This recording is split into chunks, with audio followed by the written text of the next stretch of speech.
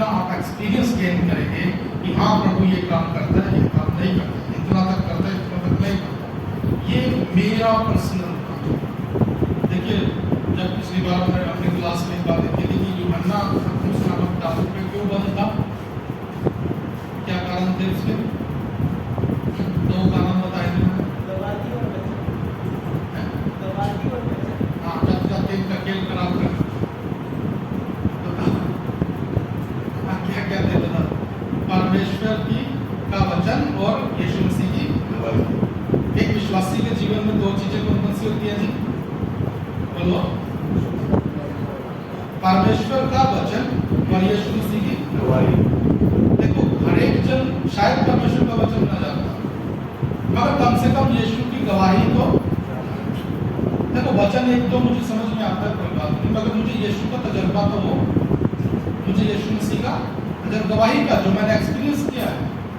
पहली सारी कलीसिया ने अपना जीवन दांव पे लगा दिया क्योंकि उन्हें यीशु मसीह का क्या हो गया था तजर्बा। यूहन्ना की पत्री में पहले में लिखा था हमने उसे देखा है, अपनी आंखों से देखा है, हमने उसे छुआ है, हमने उसकी सुनी है और उसके अंदर से हमने प्राप्त किया। एक्सपीरियंस बता रहा हूँ। आज का मसीही व्यक्ति क्या इससे किसी रीति कम में मानने लगे? मानना चाहिए उसे। थॉमस जैसे व्यक्ति आके कह रहे हैं जब तक मैं सेम तजर्बा न करूं तब तक मैं इस बात को मानूंगा नहीं। मान तो चुका ही था, प्रभु का कौन इनकार कर रहा, मगर वो क्या कर रहा? मैं पीछे रह गया, मैं पीछे रह गया। इन्होंने तो तजर्बा कर लिया, मैं पीछे रह गया, अब मैं मानता नहीं, घुस गया, मैं राह चुका। जैसे इनको चेक कराया वैसे मुझे भी चेक करा। अगर आप ऐसी जिद करते हैं क्या प्रभु पूरी ना करेंगे? करेंगे नहीं, 100%। मगर हम ऐसी जिद तक पहुंच नहीं पा रहे। हम इस तरीके की जिद में जहां की परमेश्वर उभरे, ऐसी जिदों तक पहुंच नहीं पा रहे।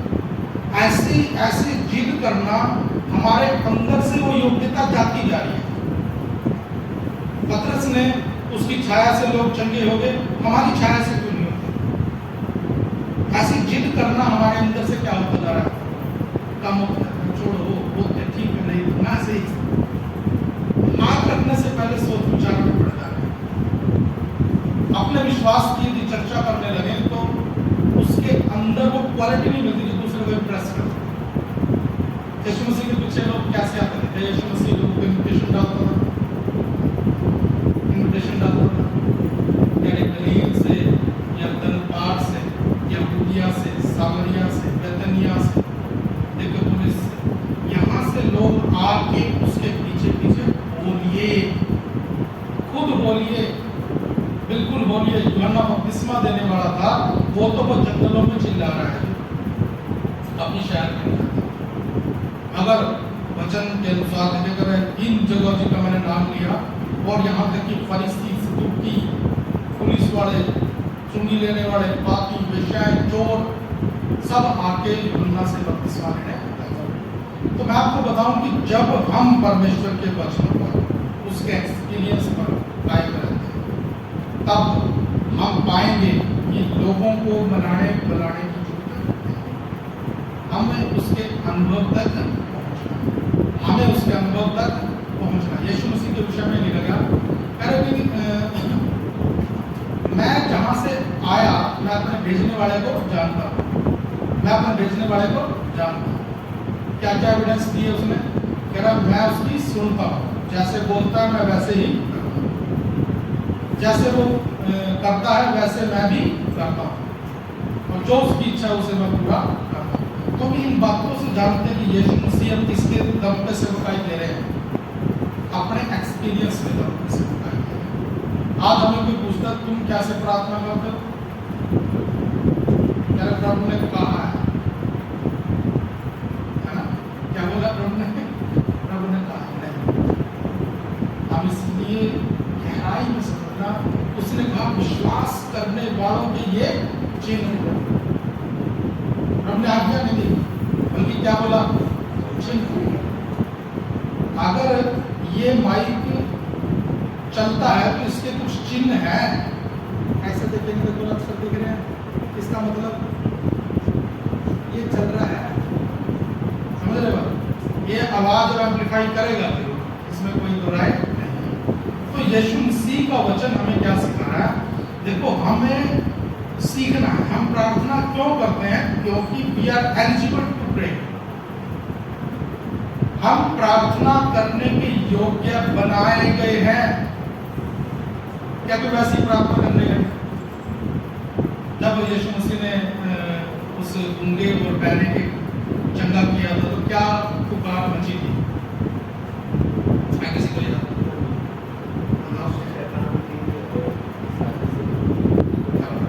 तो फिर लोगों ने क्या जवाब दिया?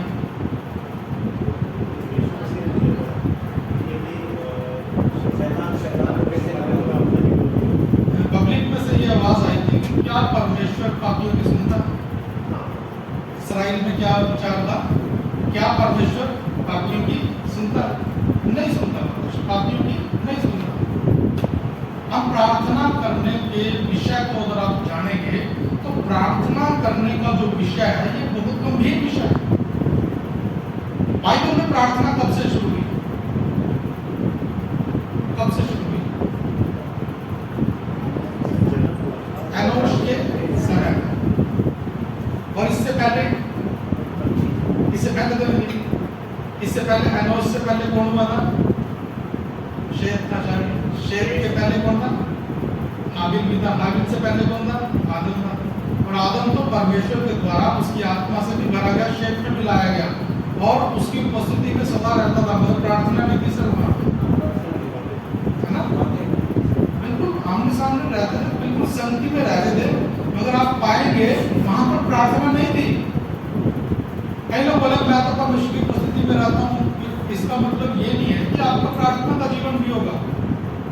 रहो, आदम रहता था, मतलब कभी प्रार्थना नहीं की, कभी भी नहीं की।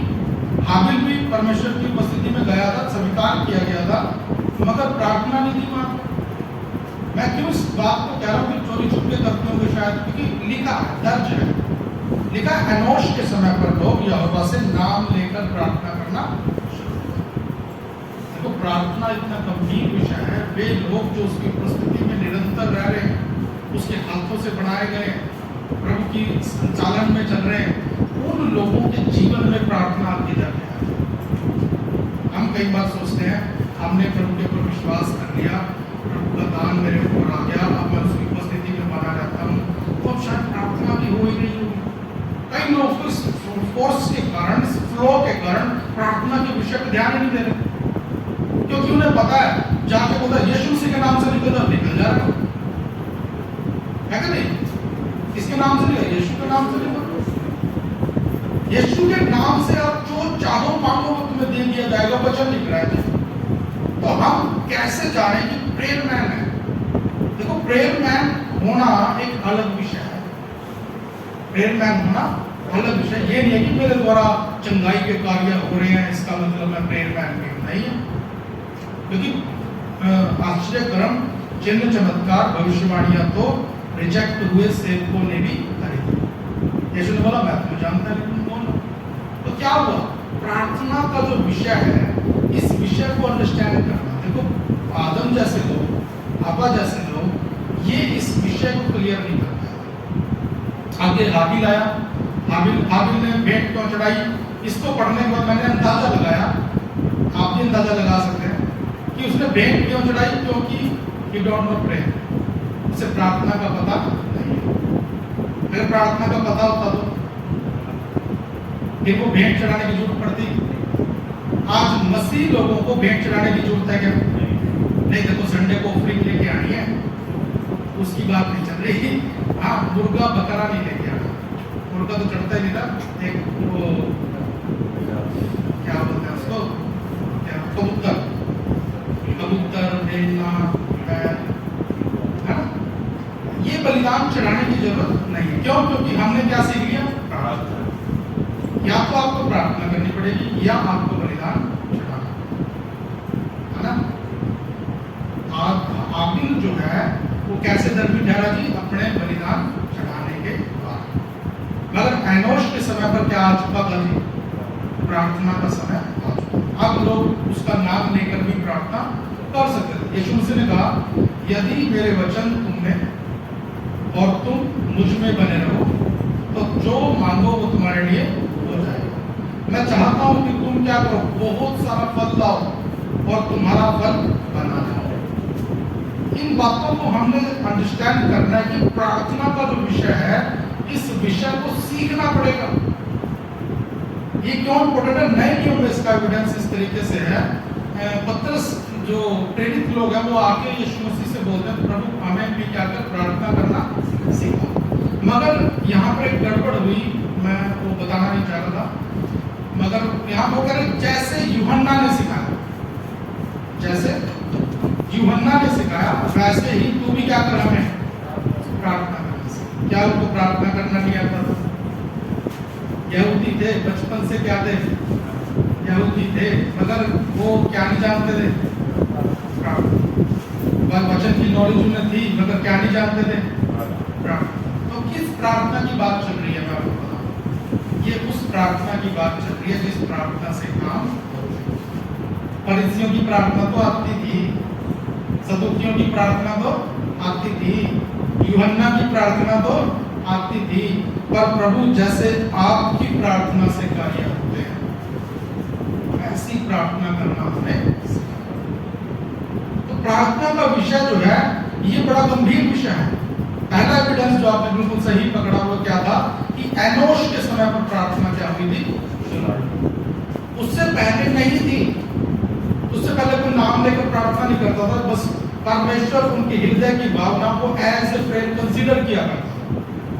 जैसे इसराइल जो था वो प्रेरितों के काम की पुस्तक में लिखा था, तुम तो रिफान देवता के तारे को लेकर घूमते थे, तुम तो मोलेक देवता को पूजा करते थे, क्या तुमने सारे तपावन और धूप भेद जो है यहोवा ही के लिए चढ़ाया? दोष लगाया जाता है उनके ऊपर, कर नहीं तुम तो इन देवताओं के लिए पीछे चलते। मगर फिर भी आप देखेंगे कि इसराइल को परमेश्वर क्या करता है, देखो उनकी जो पुकार थी ना वो परमेश्वर की तरफ नहीं, पुकार थी बचाव के लिए। प्रभु बचाव, कितना अत्याचार चल रहा, प्रभु ने दया करके उनको क्या छुड़ाया। और हमें कैसे छुड़ाया? अनुग्रह करके छुड़ाया है। दया भी की है मगर अनुग्रह दिया है। अगर दया करेंगे तो क्या करेंगे? किसी को तो पीट रहा है, मार रहा है, हम उसको छोड़ दे जब पता लगे कि ये तो मर्डर करके भाग रहा, फिर क्या बोलेंगे? दो और मार दे तरफ से, चलो दो नहीं मारेंगे, चलो बेनती कर कोई नहीं, छोड़ दो, कर तुम्हारी गंगा बंदा मार के भाग रहा। फिर क्या बोलेंगे? फिर करेंगे इसको छोड़, तुम हटो, मैं भाग, है ना? स्थिति बदलती नहीं बदलती, हालात के हिसाब से क्या बदलता स्थिति। दया आ रही थी, कोई पीट रहा था बेचारा, मगर कब वो दया उससे भी बदल गई उसका पता लगा जब मैं आपको बताऊं परमेश्वर ने अनुग्रह किया। अनुग्रह क्या है? पता है, स्पष्ट पता है, इसने बुरा करा है, ये पापी है, इसने जो भी बिगाड़ा है वो मेरा ही बिगाड़ा है, इसने जितने लोगों को दुख दिया है वो मेरे ही लोग थे। जब सौल ने कलीसिया को सताया तो यीशु मसीह ने क्या कहा? हे सौल मुझे प्रभु का, मैंने तुझे कब सताया?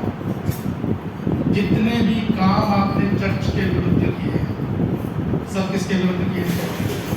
यीशु मसीह। जितने भी काम आपने परमेश्वर के जनों के विरुद्ध किए, परमेश्वर के जन कौन से? जिन्हें परमेश्वर ने बनाया है। क्या तुम इसी मुंह से आराधना करते हो और इसी मुंह से मनुष्यों को श्राप देते हो जो उसकी समानता में, उसके स्वरूप में खड़ा है।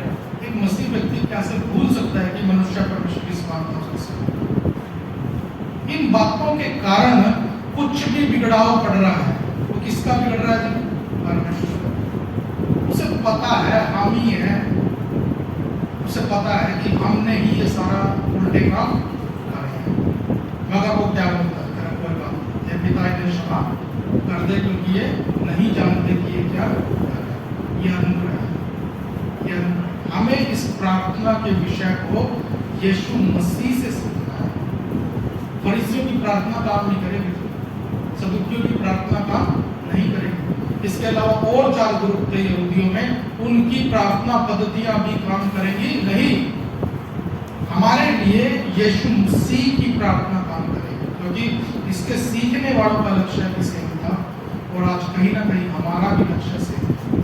हम क्यों यीशु की प्रार्थना सीखना चाहते हैं? क्योंकि वो काम करती है, वो स्वर्ग तक पहुंचती है, वो स्वर्ग से उत्तर लेके नीचे आती है। हम ऐसी प्रार्थनाएं क्यों सीखेंगे, क्यों करेंगे जो स्वर्ग तक जाती नहीं? तो उसी विषय के ऊपर हम मोटिवेट हो रहे हैं, उसी विषय के ऊपर आगे बढ़ रहे हैं, क्योंकि मैं आपको बताऊं ये सीखना पड़ेगा, ये विषय सीखना पड़ेगा, ये यीशु के समान प्रार्थना करना हमें सीखना पड़ेगा। जब आप सीखेंगे तो मैं आपको यकीन दिला रहा हूं आप करेंगे। एक बार मेरे पास पास्टर जी आए तो कह रहे गुरु प्रार्थना क्या? मैं कहा जी कैसे? वो चिढ़ गए, मजाक करने की कोई हद होती है, ये वो पता चलता। मैं तो वैसे पूछ लिया था। फिर आए, फिर कह रहे दूसरे दिन कह रहे प्रार्थना, बोला कि कैसे? 3-4 ने ऐसे कह रहा भाई कलीसिया करा ली, कई जगह पर सेवकाई कराया, अभी भी मेरे से पूछ रहा है कि प्रार्थना कैसे? मैं कहा पास्टर जी खाने की प्रार्थना मुझे आती है, बीमार की प्रार्थना मुझे आती है, और सोने की प्रार्थना, कहीं चलने की प्रार्थना, घर बार की सबकी प्रार्थनाएं आती है। अब आप क्या बोल रहे हैं? 4 घंटे प्रार्थना किया करो, है ना? पास्टर लोग क्या बोलते हैं 2.5 घंटे तो जरूरी है, 2.5 से ऊपर हो नीचे हो। तो मैं बोल रहा ये बड़ी कैसे करनी है? जो मैंने सीखा वो मैं कर रहा हूँ जी, आप कह रहे हो 2.5 घंटे 3 घंटे प्रार्थना करो, ये मुझे आती। एक पास्टर जी मिले मुझे, तो मैं भी मजे लेने लग गया था पास्टर्स के, क्योंकि जब मुझे कोई बोलता मैं उससे फिर तुम्हें पता लगे चिढ़ते हैं इस बात से, तो मैं वही सवाल पूछता था। तो एक पास्टर से पूछा मैंने, बोला पास्टर वो भी मेरे को कह रहे थे बोली सेवकाई अब ठीक हो रही है, करो तुम क्या करो तो प्रार्थना करो। मैं जी कैसे? मैंने कल आ जाओ, कल आ जियो। गया मैं जाते कर बैठ घंटे पे हाथ उठा के प्रार्थना करना, मेरे साथ बैठ के उन्होंने प्रार्थना करना, एक विषय को रखा जी, उसके बाद उन्होंने भाषा में प्रार्थना करी, और उसके बाद धन्यवाद स्तुति आराधना यही चलता रहा 1-1.5 घंटे। वो 2 घंटे बैठते थे, मैं 1 घंटे के बाद ज़्यादा बैठ नहीं सकता। तो यही करवाते रहे, जब तक सीखना है रोज आ जाए ना, बढ़िया नहीं है। हमने सीख लिया, ये बात हमने सीखी, तो कोई सवाल नहीं है। हो सकता है किसी को कहा कि उसमें शर्माने की क्या बात, हो सकता है किसी को ये बात ना आती हो। तो मैंने पूछा, उन्होंने कोई मेरे ऊपर तोहमत नहीं लगाई कि 2 कलीसिया स्थापित करनी, अभी भी सेवकाई करते हुए इतना समय हो गया, ये तेरे को प्रार्थना करने की आती, मजाक कर रहे हैं हमारे साथ। आप चाहे 50 साल की 100 साल, हो सकता है कि आपको प्रार्थना करना ना आता। इसे कौन सिखाएगा? जो इसको ये प्रार्थना करने आती है। अभी भी कई तरीके की प्रार्थना है। मैं सोचता था कि मैं सीख गया, अब मुझे सारी आ गई। एक मुझे और प्रभु के दास मिले, तो कह रहे कि हमें प्रार्थना करनी है, किस किस को आती है? मैंने हाथ खड़ा कर, मेरे को आती है। मतलब 4 घंटे तक तो नॉन स्टॉप प्रार्थना कर लूँगा मैं सोचा शायद ये कम। तो उन्होंने बोला कह रहे यीशु के समान प्रार्थना करनी। मगर जी वो कैसे करें? निर्जन प्रदेश में जाके करो। निर्जन प्रदेश में कह रहे रात को 12 बजे जंगल में जाके क्या करो? मेरे को लगा कि भाई ये बंदे ने क्या कर दिया, कुछ गड़बड़ कर दी। मैं कहा चलो जाके ये भी क्या करेंगे, कराई। मैं चला गया कॉलेज तक। कॉलेज के पास सफेदे लग रहे थे, जंगल तो है नहीं हमारे वहाँ, बस सफेदे लग रहे थे। मैं मोटरसाइकिल खड़ी करके वहाँ अंदर चला गया। हालांकि वही घूमते रहते हैं, कुछ प्रॉब्लम नहीं थी, चाहे रात के 12 बजे चाहे 1 बजे सड़कों पर घूम रहे थे। मगर जब प्रार्थना के लिए उन सफेदों के अंदर बैठे तो सफेदे मुझे भूत जैसे लगे। सच बता रहा, जब पैदल पैदल उसमें चल रहे तो सफेद तो ऐसा लगे कि पेड़ पे कोई बैठा है, पेड़ पे कोई बड़ा डर लगे। मैं कह रही ये क्या हुआ, धड़कन बढ़ रही है पूरी, और पत्ते चलने से भी ऐसा लगा कोई मेरे पीछे पीछे चल रहा। फिर मुझे बचपन की सारी कहानियां याद आ गई जो उस जगह से जुड़ी हुई थी। बहुत डर लगा, बहुत ज़्यादा डर लगा, और मैं तो निकल के मोटरसाइकिल स्टार्ट करके 80 की स्पीड पे वापस आया। सच बता रहा, रात के 12-12:30 बजे की बात थी। मैंने घर आके सोचा, मगर कुलदीप को तो दुष्ट आत्मा निकालने के लिए क्या करता था, प्रार्थनाएं। अब सोचो जब दुष्ट आत्मा निकल आती तो है दुष्ट आत्मा अगर निकल आती तो मैं बड़ा गंभीर हुआ इस बात पे। मैं व्यक्ति के अंदर रहते रहते हम दुष्ट आत्मा को कैसे पीड़ित रहे हैं। और अगर ये दुष्ट आत्मा व्यक्ति से बाहर हट गया तो हार्ट अटैक भी हो सकता है। जीवन लीला वही क्या हो जाएगी। और मैं आपको बताऊं, डरपोक लोग स्वर्ग के राज्य में प्रवेश, सच बता रहा मैं, डरपोक लोग स्वर्ग के राज्य में प्रवेश, तो शैतान से डरने वाला तो बिल्कुल भी नहीं करेंगे, तुरंत सीधी टिकट नरक कर कटेगा। मैं अपने उद्धार के प्रति सचेत था, अभी भी हूँ, हमेशा रहूंगा। तो मैं क्या अपने उद्धार का कार्य क्या करूँ, बड़ी गंभीरता से पूरा करता था। मैंने कभी डरपोक तो मैं फिर दोबारा जाना वहाँ पे, करते करते करते करते 1-1.5 महीना लगा इन चीज़ों से बाहर आने। 3 बजे से शुरू हुआ था, 1 घंटे बाद तो 3 चढ़ ही जाएगा।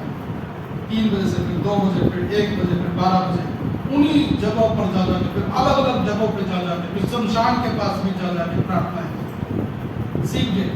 क्योंकि करना पड़ेगा, खाली बातों बातों में भूत भुगाव आंदोलन चलेगा नहीं। भूत चाहे किसी के शरीर में हो, चाहे आपके सामने खड़ा हो, आपको उसे भगाना ही पड़ेगा। अगर आप कह रहे हो कि मैं तो सिर्फ चीज बंदों के भूत भुगाता हूं, तो आप झूठ बोल रहे हैं अपने आप से। आपके अंदर वो विश्वास अभी पका नहीं, अभी वो बीज क्या है, कच्चा है। क्योंकि उसका फल, उसका रस, उसके फूल, उसके पत्ते, उसके फल अभी यीशु मसीह से मैच करते। यीशु मसीह की परीक्षा हुई थी 40 दिन 40 रात के बाद, तो उसे भूख लगी, प्यास लगी, और रोटी पानी आने की बजाय क्या आया, शैतान आया। जब हम सब कुछ अच्छा करते हैं, फिर उसके बाद हमारे पास आशीष आने की बजाय, आशीष छोड़ो, जरूरत की चीजें आने की बजाय शैतान आता है। और क्या किसी व्यक्ति में घुस के आया होगा, बताओ, व्यक्ति में घुस के आया प्रत्येक सामने, आमने सामने, और उसको भूख लगी है, उसको प्यास लगी है, सामने कौन खड़ा है। अब उससे कई बातें कह रहा, एक भी बात उसकी मानता, लास्ट में उसे बता भी, हमारे सामने अगर शैतान आके खड़ा हो जाए तो हम क्या करेंगे। देखो, व्यक्तियों के अंदर की बात नहीं कर रहा, आधे तो बेचारे मानसिक रूप से क्या होते हैं, बीमार होते हैं, और मैं समझता हूँ ये भी दुष्ट आत्मा का ही कारण है। मगर मैं आपको कह रहा हूँ कि यदि मैं प्रार्थना में मजबूत हूँ तो हर पहलू में, अगर मैं प्रार्थना करता हूं तो इससे स्वर्ग पे भी असर होता है। अगर बांध देना कुछ भी बंध जाएगा, खोल देना कुछ भी खुल जाएगा, मगर आपको सही से करना पड़ेगा। छोटे बच्चे के हाथ में दाव रस्सी से कुछ भी बांध सकते हैं, बांध देगा बच्चा, बांध देगा कुछ, बच्चा नहीं बांधता कुछ भी। वो अपने जूते के कितने भी बांध सकता नहीं है। चक्की वाले पहन रहे हैं इसलिए सारे, आज मसीह लोगों ने भी क्या ले लिए, चक्की वाले जूते ले लिए, क्योंकि कितने बांधने आते नहीं। दुष्ट आत्माएं कैसे बांधे, अंधकार को कैसे बांधे। जब असेंबलीज ऑफ गॉड की जब हमारे बेसिक प्रेयर्स हैं, उनमें पहली बात है हर विश्वासी के लिए, हर सेवक के लिए, सवेरे उठो, प्रार्थना करो और अपने एरिया में काम करनी। अंधकार की शक्तियां, अधिकारी, हाकिम, प्रधान को बांधो। मैंने पूछ लिया एक दिन सवाल, मतलब बांध तो रोज रहे हैं, खोल तोड़ना है, बांध तो हम रोज ही नहीं, खोल तोड़ रहे हैं। जो बोला क्या वो करो, बात भी ठीक है, जो बोला क्या वो करो। जब और पौलुस प्रभु का दास कह रहा है कि तुम्हारा युद्ध इनसे है, तुम्हारा युद्ध इन्हीं से है, तो दिख तो रहे नहीं है, तो क्या करना है, प्रार्थना करनी है। यीशु मसीह कह रहा है जो तुम स्वर्ग पर बांधोगे वो बंध जाएगा, जो तुम खोलोगे वो खुल जाएगा। फिर भी काम कर, ये सोचना तुम्हारा काम नहीं। ये कब होगा, जब आपको प्रार्थना करनी आ जाएगी। क्या पौलुस ने कभी दुष्ट आत्माओं से दुख नहीं उठाया? पौलुस ने कभी दुष्ट आत्माओं से कुछ नहीं उठाई? बताओ क्या लिखा है इसके बारे में, क्या लिखा है उसके बारे में। शैतान का एक दूत आके मुझे मुक्के मारता, शैतान का एक दूत आके मुझे क्या करता है, एक अभी बार या कंटिन्यूस, कितनी बार प्रार्थना करी उसको, 3 बार। उसके बाद करा ठीक है चलता रहने दो, जो प्रभु आपकी इच्छा है वो कर। मैंने 3 बार उसके लिए प्रार्थना करी, मतलब प्रभु कर मेरा अनुग्रह तेरे लिए काफी, मेरी सामर्थ दुर्बलता में सिद्ध होगी। हमारे जीवन का क्या हाल चल रहा है, उसको प्रेयर करना क्या जी आता है। उसे पता है किस विषय पे कितनी बार प्रार्थना। 3 बार प्रार्थना करी मतलब आप चौथी बार कभी करेगा नहीं है उसके। हम कौन सा उदाहरण लेके चल रहे हैं? गरीब विधवा का उदाहरण। रोज जाओ कभी तो मिलेगा। मसीह लोग होते हैं ऐसे, मसीह लोग होते हैं ऐसे। मसीह लोग क्या बोलते हैं? जो कुछ तुम पिता से मेरे नाम से वो पिता तुम्हें देगा। बार बार प्रभु अपने बच्चों से क्या करता है? प्रेम। वो कहता है यदि ऐसा कौन है जो रोटी मांगे उसके बच्चे और उसको पत्थर दे, मछली मांगे और उसे सांप दे, अंडा मांगे और उसे कुछ कोई नहीं है। तुम बुरे हो गए अपने बच्चों को अच्छी चीजें देना जानते हो, तुम्हारा स्वर्गीय पिता भला है, तुम मांगने वालों को पवित्र आत्मा देना। हम इन बातों तक कब आएंगे? हम कब अपने अंदर प्रेरितों की सी जिद लेके आएंगे? हम कब अपने अंदर प्रेरितों के समान वो जोश लेके आएंगे? क्या प्रेरित हमसे ज्यादा पढ़े लिखे थे क्या? हमसे ज्यादा टेक्नोलॉजी वाले थे क्या? एवरेज पीपल्स, मगर उनके अंदर एक जिद थी अपने प्रभु से जुड़ जाने। वो अपने प्रभु से कुछ भी कह सकते थे, है ना? अपने प्रभु से कुछ भी कह सकते थे। प्रभु ने प्रभु से जाके एक दिन क्या बोल रहे? हे प्रभु हमारा विश्वास बढ़ा दो। है ना? कितने क्लियर व्यक्ति। हम क्या हमने बोला व्यक्ति? हम नहीं बोलेंगे, हम तो बड़े ज्ञानी सजन है ना। हम कभी नहीं बोलेंगे प्रभु से प्रभु हमारा विश्वास, पत्रस कह रहा मेरा विश्वास बढ़ा दो। हम कभी ये हिमाकतें प्रभु के साथ में हमसे जानते अनजान व्यक्ति को कोई अपना दुख दर्द बताता है क्या? अनजान से कौन बताता है? अनजान के सामने हम क्या करेंगे? डरा। अगर जानकार है तो सही बात। हमारा परमेश्वर हमारा कितना बड़ा जानकार है। हम अपनी वीकनेसेस को कभी एनालाइज करते भी हैं कि नहीं करते। ये जो प्रार्थना का विषय है मैं आपको बताऊं, ये साधारण विषय, ये हर एक जन को करना भी अलाउ नहीं था। इस्राइल के अंदर क्या सारा इस्राइल प्रार्थनाएं कर रहा है? लेवी लोग इस बात काम के लिए क्या है? देखो दुख सारे जने रो प्रभु के सामने, सब जन क्या करो? अपने दुख सुख परमेश्वर से बोलो। मगर जो प्रार्थना का जो विधियां तय करी गई थी उन्हें फॉलो कौन करेगा? लेवी लोग, याजक लोग। इस काम के लिए परमेश्वर ने कौम को क्या किया? अलग किया। आज हम क्यों प्रार्थनाएं कर रहे हैं? हम इसलिए प्रार्थनाएं कर रहे हैं क्योंकि प्रभु ने उन लेवियों के समानता में हमें रखा। क्या हम याजकों का क्या है? जिस समाज है, हमारा काम ही क्या है? परमेश्वर से प्रार्थनाएं करना या प्रार्थना से जुड़ी गतिविधियों में इन्वॉल्व रहना, खुद के लिए भी और दूसरे के लिए। 10 के 10 गोत्र आके इस्राएलियों के लेवियों से आके क्या करवाते हैं? अपने आप को विधियों के अनुसार सारी विधियों को पूरा करते हैं। और आज नए नियम के अंदर जो याजकों का समाज है वो विश्वास करने वाले लोग हैं। और लेवी क्या ऐसे ही प्रार्थना करने लग जाते थे? उनकी एक गहरा प्रशिक्षण था, गहरा प्रशिक्षण। बिना सीखे कोई नहीं करता। महायाजक जिसने बनना होता था बचपन से तैयारियां शुरू करवा देते थे उसके बाबा। महायाजक बनना है, अपने कुल की तरफ से प्रभु के बुलाए जाने पे कुछ जाना है। बचपन से जी, बचपन से वो व्यक्ति चलता भी वैसे था जैसे महायाजक चलता। वो व्यक्ति जीवन भी वैसा जीता था जैसे महायाजक का होता। कभी पर्ची निकलेगी, नाम भूलेगा तो वो जा सकता है, मगर वो व्यक्ति अपनी तैयारी को बचपन से करता है। और एक समय आता है जब प्रभु चिट्ठी के अंदर उसका नाम उठाता है, तब 1 साल के लिए परमेश्वर के सामने सेवा देने आएगा। कितना डिसिप्लिन। आज हम जो याजकों का समाज है, हमारी क्या स्थिति? हम किस स्टेटस के अंदर हैं? हम अपने परमेश्वर से इस प्रार्थना के विषय को क्लियर करें। इसी बाइबल में है, ये ना कहें कि भाई मेरे द्वारा तो चमत्कार हो रहे हैं, मुझे प्रार्थना की जरूरत नहीं। प्रार्थना तो करनी है मगर सीखना भी जरूरी है। प्रार्थना तो करनी है मगर सीखना भी जरूरी है। एक बार क्या हुआ, एक मीटिंग के अंदर गए तो मुझे वहाँ पे रजिस्ट्रेशन भी करना था, तो थोड़ा बहुत और काम था, मदद के लिए बुलाया। तो वहाँ पर प्रार्थना चल रही, तो 3-4 कलीसियाओं ने उसे अरेंजमेंट किया। और उस अरेंजमेंट के अंदर जब बात तो 3-4 कलीसियाएं की कंपैरिजन पता नहीं कब उनके बीच में आ गया। तो किसी को बोला कि आप प्रार्थना करो, तो प्रार्थना करो, तो पास्टर जी ने प्रार्थना करी, कह हे प्रभु तेरा धन्यवाद कि तुमने हमें 100-150 लोग दिए हैं, और हमारे कहने पर क्या हो जाते हैं, वो आ भी जाते हैं। तो दूसरे पास्टर ने इसे क्या ले लिया, चैलेंज के तौर पर ले लिया। जब उन्होंने खड़े होकर प्रार्थना करी तो कह रहे कि हे प्रभु तेरा धन्यवाद, हमें 150 नहीं तुमने 200 लोग दिए हैं। प्रार्थना में चल रहा है, और गेस्ट वहीं बैठे हैं साथ में, उनको बेचारों को हिंदी आती नहीं थी, तो बेचारे पूछते रहे कि क्या चल रहा है, उनको बताया नहीं गया कुछ। तो तीसरा जन एक खड़ा हुआ कि मैं नंबर मेरे नंबर कम हो गए, तो खड़े होकर बोल रहे हे प्रभु कदे तू साडी कलीसिया चाहिए देखी फिर कहता कुछ भी नहीं 250 का है गए।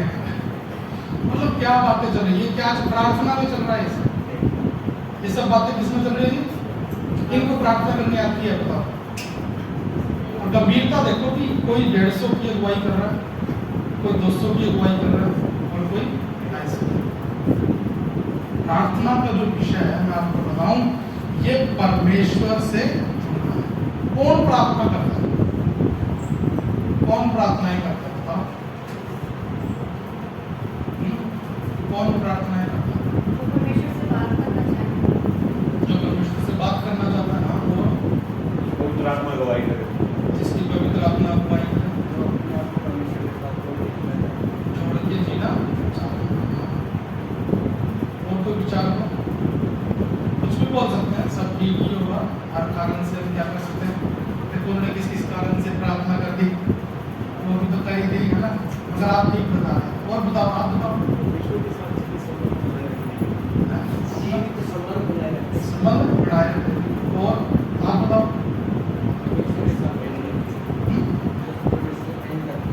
जो परमेश्वर से प्रेम करते हैं उससे प्रार्थना भी आप बताओ कुछ। जो इच्छा पूरा करना चाहते हैं वो प्रार्थना, इधर से भी बताओ, एक दो विचार बताओ कुछ। नहीं पता, शादियों को दूर करने हम इसी पॉइंट के ऊपर हम इसे फिनिश करेंगे कि हम प्रार्थना, कौन प्रार्थना करता है। कई बार हमें लगता है कि परमेश्वर यहाँ पे है, भगवान है, और प्रार्थना करने वाला यहाँ से उसको क्या कर रहा है, कुछ काम करने के लिए मना रहा है। भाई इसका काम है वर्क प्रोड्यूस करना, और इसका काम है उस किए गए वर्क को प्रेयर के अंदर। देखो काम तो ये होता है, मगर जो लेवल है परमेश्वर और मनुष्य, क्या ऐसा है, क्या महसूस क्या करते हैं, समझने बड़ी बात है। जब प्रार्थना करते हैं तो परमेश्वर को यहाँ महसूस करते हैं या यहाँ महसूस करते हैं, सच सच बताना, ऊपर महसूस करते हैं। मैं आपको बताऊं, जब मसीह ने हमें प्रार्थना करना सिखाया, तो जब उसने कहा हे हमारे पिता तू जो स्वर्ग में है, इससे पहले एक टीचिंग दी थी उसने, कह रहा जब तुम प्रार्थना करो तो अन्य जातियों के समान बर्बद ना करो, परंतु जब तुम प्रार्थना करो तो क्या करो, गुप्त में जाओ, अपना कुंडा लगा लो, और तुम्हारा पिता जो गुप्त में देखता है उससे क्या करनी है, अभी आपने प्रार्थना। तो यहाँ पर आप देखेंगे परमेश्वर कहाँ दिखा रहा हूँ, उसके कमरे के अंदर ही। तो परमेश्वर स्वर्ग में जा रहा है, स्वर्ग तो ऊपर है, और जब रूम में बता रहा है तो लेवल आया ना, पास आया ना, नजदीक का बराबर यहाँ आ गया ना। देखो आप यहाँ कैप्टन में बैठे, मैं गार्ड में रहना, मैं वहां से चिल्लाता हूँ, तो आप कहोगे ऐसे चिल्ला के थोड़ी मुझे पता लग जाएगा, फोन कर लेते। कनेक्शन होना चाहिए ना बीच में, अगर कनेक्शन होगा तभी ना बोलेंगे। तो यीशु मसीह ने उस सर्वशक्तिमान परमेश्वर को एक बार तो हमें उसके स्तर तक ले गया। एक जगह पर और एक वचन बोलता हूँ, शुद्ध करने वाला और शुद्ध होने वाला दोनों ही एक ही दूर से, मतलब जड़ दोनों की क्या है, जड़ किसको बता रहा है?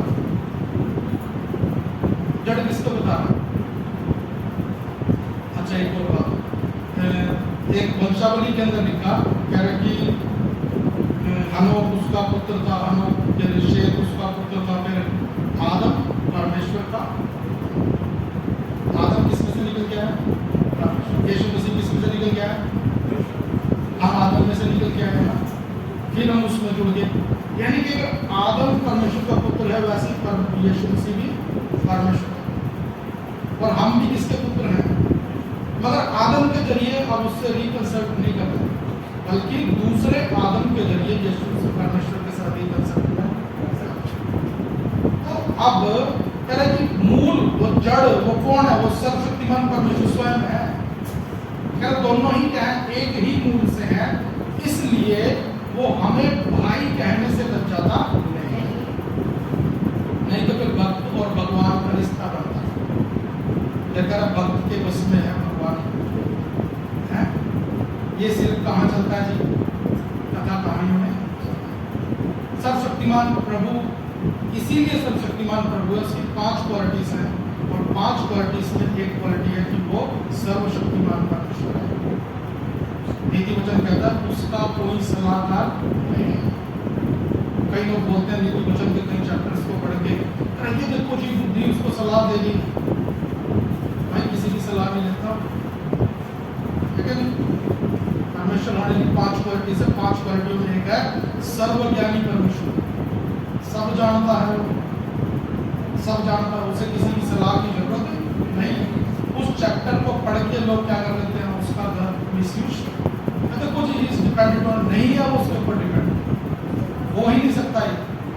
कोई राइम्स के अंदर किसी बात को बताया जा रहा है और आप राइम्स को फैक्ट वर्ड में कौन बता? वो एक भजन है, वो एक तरह की लोकोक्तियां हैं, मुहावरों के तरीके से किसी बात को बताया जा रहा है, और आप उसको फैक्ट वर्ड के साथ कैसे कंपैरिजन करें? क्योंकि वही सिद्धांत को कभी जानते हैं। इसलिए प्रभु का वचन हमें क्या सिखा रहा है कि वो एक ही मूल से। जब यीशु मसीह आया तो उसने बोला मैंने तुम्हें जमीनी बातें बताई हैं और तुम मेरा यकीन नहीं करते, जब स्वर्गीय बताऊंगा तो तुम मुझसे क्या हो जाओगे? अपने प्रेरितों से बोल रहा है अभी तो बहुत सी बातें मुझे तुम्हें कहनी है जिन्हें तुम अभी सह सकते मन माना कोई खुशी ना कर, ऐसी बात बता दी मन माना तुम ही ना मुझे मार दो। और क्या हुआ? लोगों ने सुना और महायाजक ने क्या कर लिया? अपने कपड़े, महायाजक ने यीशु मसीह के सामने ही कपड़े फाड़ लिए। क्यों? सह नहीं सका, परमेश्वर की बात को सह। ऐसे ही लोगों ने दांत पीस के स्टिफनुस को उठा के कहाँ ले गए? शहर के बाहर। क्या बोल दिया था? गाड़ी दे दी थी किसी को गाड़ी दे दी, कोई गलत बात बोल दी, फैक्ट बोल रहा है, फैक्ट।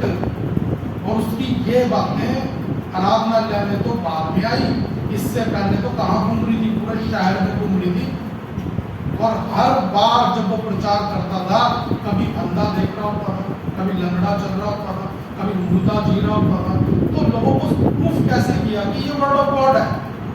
इस तरीके से प्रूफ किया क्योंकि यीशु मसीह मरकुस अंतिम अध्याय के अंतिम वचन में लिखा क्या? और उन्होंने निकलकर सुसमाचार प्रचार करना शुरू किया, और यीशु मसीह ने उनके साथ रहकर चिन्हों के द्वारा, चमत्कारों के द्वारा, आश्चर्य कर्मों के द्वारा अपने वचन को सिद्ध कर दिया। आज हम जिस प्रार्थना के विषय को सीख रहे हैं ये बड़ा गंभीर है, क्योंकि इससे काम होता है। और सिर्फ काम करना ही नहीं है, ये इस बात का सबूत है कि मैं और मेरा प्रभु एक है। जब मैं बोलता हूं तो वो सुनता है ना? और सिर्फ ऐसा ही नहीं है कि मैं बोलता सुना वो सुन तो लोगों की बुरी बातें भी, इसलिए बोलता है कि अगर मनुष्यों की हर एक बुरी बात का न्याय परमेश्वर करेगा, जरूर करेगा। मगर धर्मियों की बात, धर्मी जो उसकी साइड है, इनका संबंध परमेश्वर के साथ ये एलिजिबल है, इन्हें प्रार्थना के लिए एलिजिबल किया गया है। हर एक जन प्रार्थना नहीं। आप मसीह समाज में भी देख लो, कहीं से बोलते हैं, कई बार बोलते हैं कि चलो प्रार्थना यात्रा करेंगे, अपने शहर के साथ चक्कर लगाएंगे। कई लोग मसीह लोग ही बोल देंगे ना, इससे क्या होगा, इससे क्या होगा। अब करना जब नहीं करेंगे होएगा तो उससे भी कुछ नहीं है। मान लो हमने चल नहीं लगाए 7 चक्कर, इससे क्या हो जाएगा फिर बताओ? इससे भी कुछ नहीं होएगा। अगर हमने 7 चक्कर लगा लिए तो फिर करें इससे कुछ नहीं होगा, अरे इससे कुछ नहीं होगा तो ना करने से भी कुछ होएगा नहीं। और मैं आपको बताऊं आपकी प्रार्थना से क्या हो सकता है, बताओ क्या हो सकता है? कौन बताएगा क्या हो सकता है? हाँ वो भी है, मगर कह रहे वो तो इजराइली थे, हमको इजराइली है। जी जी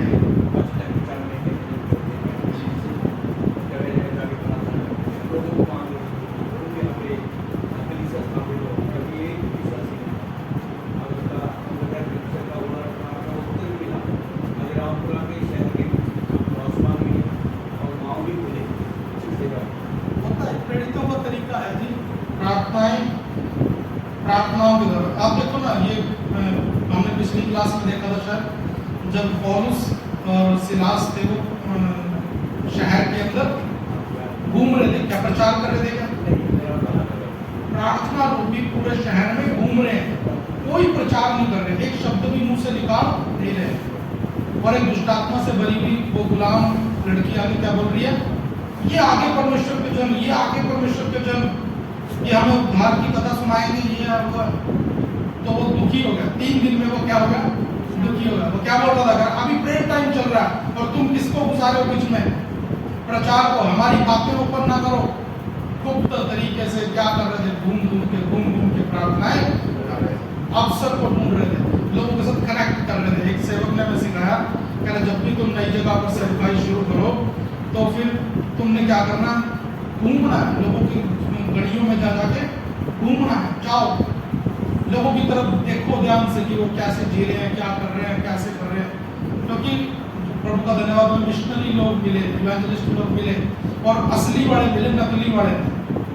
उन्होंने बताया कि इन गलियों में जा के घूमो। जब घूमे जी, आज तक भी किसी भी एरिया में मैं गया, 10-11 एरिया के अंदर मुझे प्रभु के दासों ने भेजा, 6 महीने के अंदर कलीसिया बढ़ाई है जी वहाँ, और किसी का पुराना बंदा एक भी लिया, नए लोगों को लिया।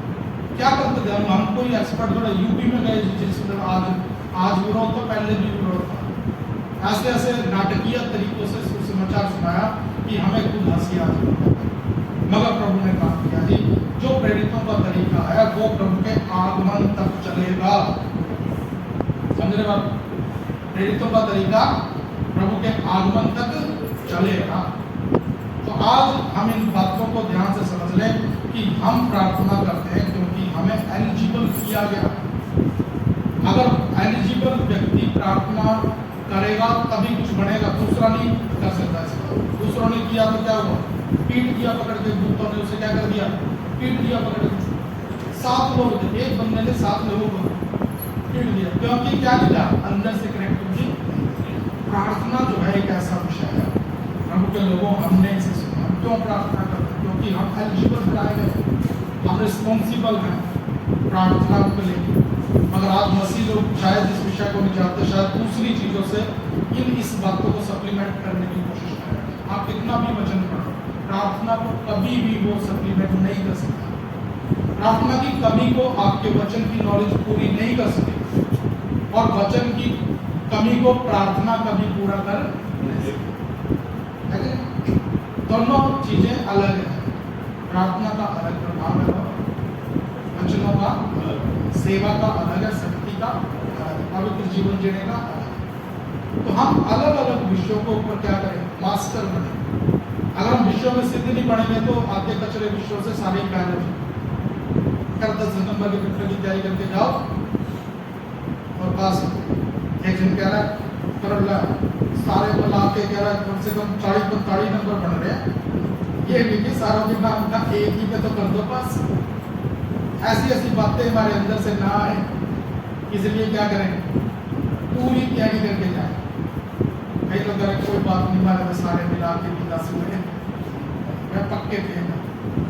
मैं लाखों की लिस्ट बता रहा हूँ मैं आपको, हमारे कई यार दोस्त रहे, कह रहे जिस व्यक्ति के सारे नंबर मिला के 40 बेड़ी आ जाते थे ना, उसे भी हम ठीक ठाक मानते थे। कम से कम एक पेपर जो तो क्या है जो सा सारा पेपरों के मिला के भी पास नहीं हुआ, उसे मानते थे कि हाँ ये निर्णायक है ना। तो आज का जो विषय है हमारा इसी पर फोकस होना है, ये वेरी इंपॉर्टेंट टॉपिक है। और प्रार्थना जो है इसका मुख्य विषय रहेगा। प्रार्थना के विषय में हम नई बातों को सीखने की कोशिश करेंगे, वो नहीं जो आपको पता है, जो एक नया विषय जिस बुक के अंदर भी है। और आने वाले समय में बुक तो देखो आप ही ने पढ़नी है, जब आप इस बुक को पढ़ेंगे तो अपने आप ही आप में से